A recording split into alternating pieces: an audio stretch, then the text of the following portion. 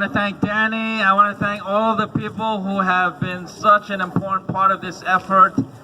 This is a community effort. This is an effort by the grassroots. This is an effort by local residents. How many people here live in College Point? How many people love College Point? How many people want College Point to stay a great community? That's what this is about. This is about hundreds of people gathered here in just a couple of days' notice to make a very strong statement. A statement that the community is united. A community is united in this effort to keep the community great as it has been for many years. And now what has happened is under the dark of night, the city, the de Blasio administration has put this institution and these plans together very quickly without letting anybody in the community know about it and making us believe that it's a done deal. Jennifer's absolutely right. Nothing's a done deal. It's not a done deal. Yeah. Is anything a done deal? No way! That's what I thought. Now, we all recognize here in College Point, we all recognize that the entire city has a big homeless problem. It's a homeless problem that none of us created. It's a problem that actually City Hall created in many ways because they ignored it for too long. They mismanaged it. They're now spending more than $2 billion of our taxpayers' money every single year on this single problem. But even when you look at the huge amount of money that they're spending far, far more on this particular site than anywhere else in the city. And we have to ask, why is that? Why the secret deals? Why the secret permits? Why not let anybody know? If this was really needed in the entire city of New York, then City Hall should have been open about it in the first place. And now, I think we have many people here who are compassionate, who understand the problem. We have 60,000 people homeless in the city of New York. But we should be working together to try to solve that problem, and not for the city to impose this on this community right in the middle of 6 schools, right in the middle of thousands of families with young children such as this, to impose this like this without hearing anything from us. We're not going to let that stand. And knowing very well that DHS doesn't work. We know that very well. And so let's stay united. You know, there was Assemblymember Rosenthal, Councilmember Vallone, and we held a very short meeting with the press just a few days ago, actually about a week ago. And I want to say to Jennifer and everybody else here, we certainly did not intend to exclude anybody. We just came back from Albany, and we wanted to give a report as quickly as possible. People have to work. We can't tell you, hey, meet us here at 2 p.m. in the afternoon. But we wanted to make that marker so that City Hall heard that we're very much looking very closely at this problem and this situation. And so the update for you is that we're looking at the finances. We're looking at where the money's going. And maybe there are some landlords and developers, such as the ones of this site, that are making ridiculous profits, such that millions, such as the homeless aren't being helped, and the community is being hurt. The worst of both worlds. How can that possibly happen? That's right.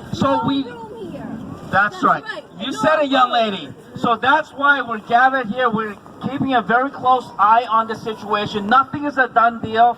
You know, I've been proud, I've been honored to be your state senator for coming up on 2 months now. Assemblymember Rosenthal, my partner in Albany, and Councilmember Vallone, they've been on top of this situation ever since that anybody could have found out about this situation. And so I'm working very closely with them. We're going to hear from Assemblymember Rosenthal in just a second. Councilmember Paul Vallone knows about this. He's with his college, he's with his daughter away at her college. He certainly would have been here, but we only knew about this. Paul Vallone has been on top of this. He's been the person who's giving me a great deal of the information. And so, nothing's a done deal. We're going to stay on this. We're going to stay united because College Point is a great community and there's too much at stake. No shelter! No! No shelter! No! No shelter! No! All right, you got to get can't for the power of his lungs. Let me give you, ladies and gentlemen, our great state assembly member, Dan Rosenthal.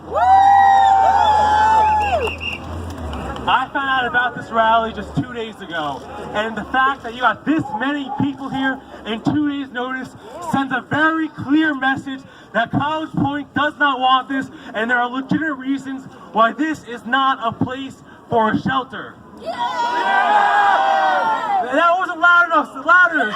Yeah! No shelter! No shelter! Stop the shelter! Stop the shelter! Get away the shelter! Get away the shelter! No way! No way! Get away! No way! No way! Get away! Enough! It's enough! Enough is enough! Do you know how we found out about this shelter?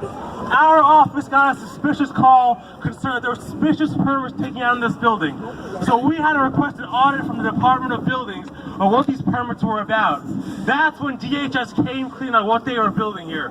We would not have known otherwise if it wasn't from a call to our office and Councilman Vallone's office that there were suspicious permits taken out of this property.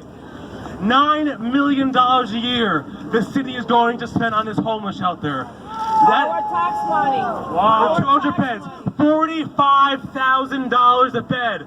That sounds like a luxury condo building, not a homeless shelter.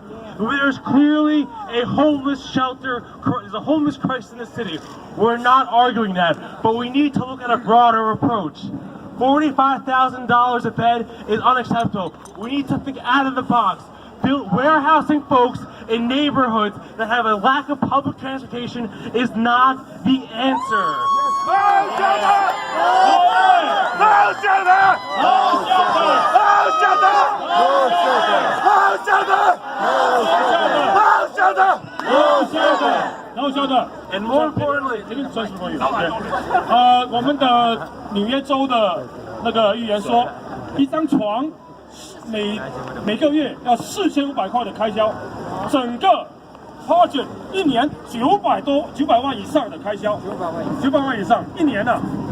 你看我们的工薪阶层一个月才可以1-2千块，他一张床就要花我们4500块，所以 OK that's enough OK no shelter! No shelter! No shelter! No shelter! It's enough of pitting communities against each other.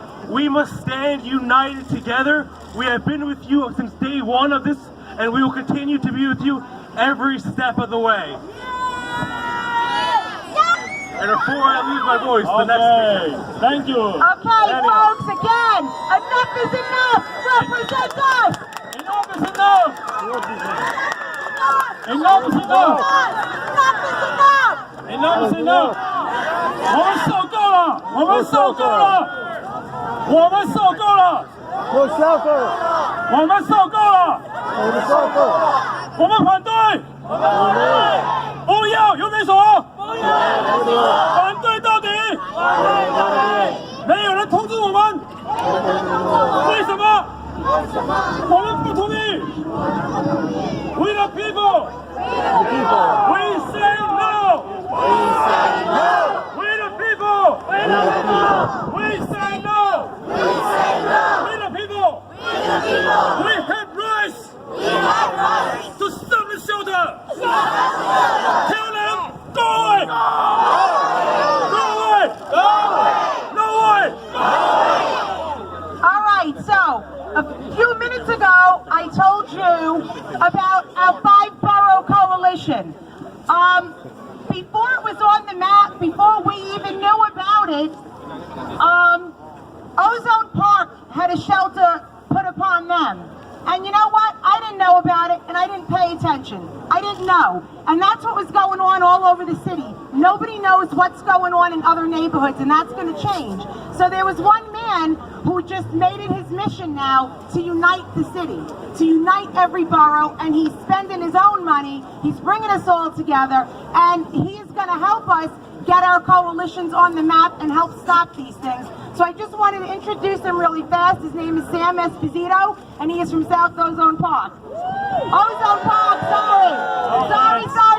Ozone Park, so I'm going to let him say a few words. Let me Chinese. Chinese first. Yeah. 我们欢迎五大区反游民所的联盟的president right yeah president Sam right yeah Sam 这最主席他也是 Ozone Park 这个在我们这里大概2-3英里的也是 Queens 的 Ozone Park 的反 shelter 的领袖，那他也是五大区的，因为纽约市长准备在五大区建立100个左右的 shelter， 这是太多了，所以我们很好有这样子的团队一起来合作，好不好？大家。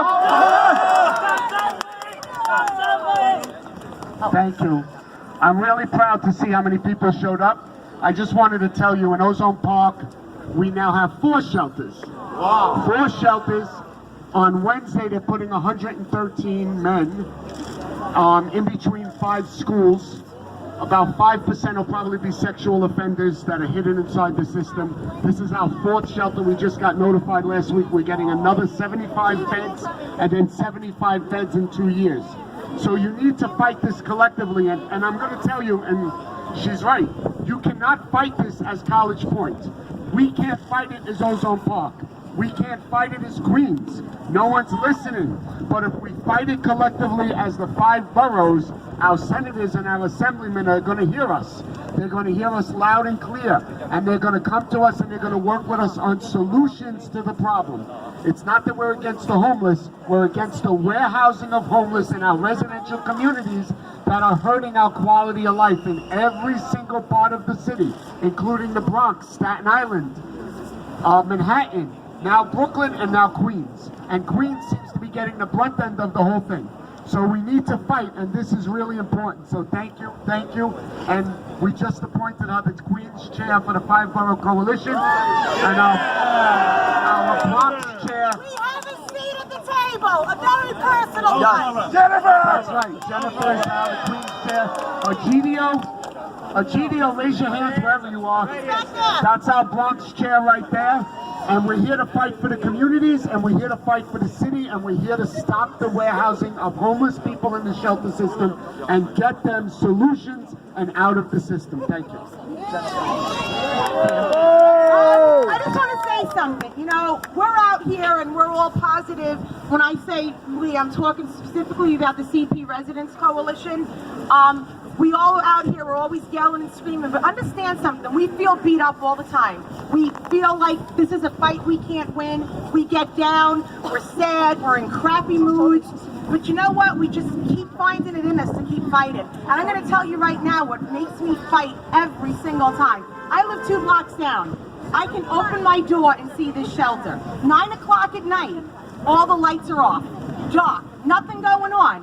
Open my door at 1 o'clock in the morning, every damn light is on. Every light. So they try to say, oh, they're just leaving the lights on. I don't believe that. I think there are people in there working, and it is a big thing to say, oh, well, we leave the lights on. So then we kind of put our guard down, and we're like, oh, no, it's just the lights are left on. Every time you see these damn lights on, call 311. Every single time. Every time we post it on Facebook, call 311. You know what? If they're not working, they're wasting our tax dollars keeping it lit up at night. Every night you see them on, call 311. Get that reference number and give it to us. Because we are going to start going after the city now. Because why are the lights on? Why are they wasting more tax dollars? They're on right now. Jennifer 是我们的核心。 Yeah, they're on right now. Call 311. 你看，其实我们为什么在寒风中站在这里抗议？为什么呢？因为我们每天都很伤心。经过这里，这个灯是灯火通明的，他们是加班加点，日夜工作，为了赶工在9月1号开始。你知道这里多少孩子，大家在这里生活，通过看到这个时候，我们心在流血，我们在流血，我们在哭泣。为什么用我们纳税人的钱不通过，不经过我们的同意，在这里乱建，反而是动用民脂民膏来伤害这些辛苦劳动的劳动人民孩子们，我们的安全没有保障，这就是我们要反抗的理由。大家说要不要反抗？要 ！Yes， no shelter， no shelter。 All right, one more cry to my audience out here. Any parents that are out here right now, if you are on the PTA, or even if you're not on the PTA, I need contacts. I need a contact for 129. I need a contact for 29. I need it for the pre-K. I need to talk to our PTA presidents. We can't do this without you, PTA presidents. We are going to take you to dinner, PTA presidents. Make yourself known. We're going to take you out for a nice dinner, and we're going to talk to you. We are going to give you what you need to get to your parents. You do not have to do it alone. We will give you everything, all the support our parents need on the PTA. We will give it to you. But we cannot do this without our parents. We cannot do this because you have the children in the schools. That's who has to fight. Right, guys? Yeah.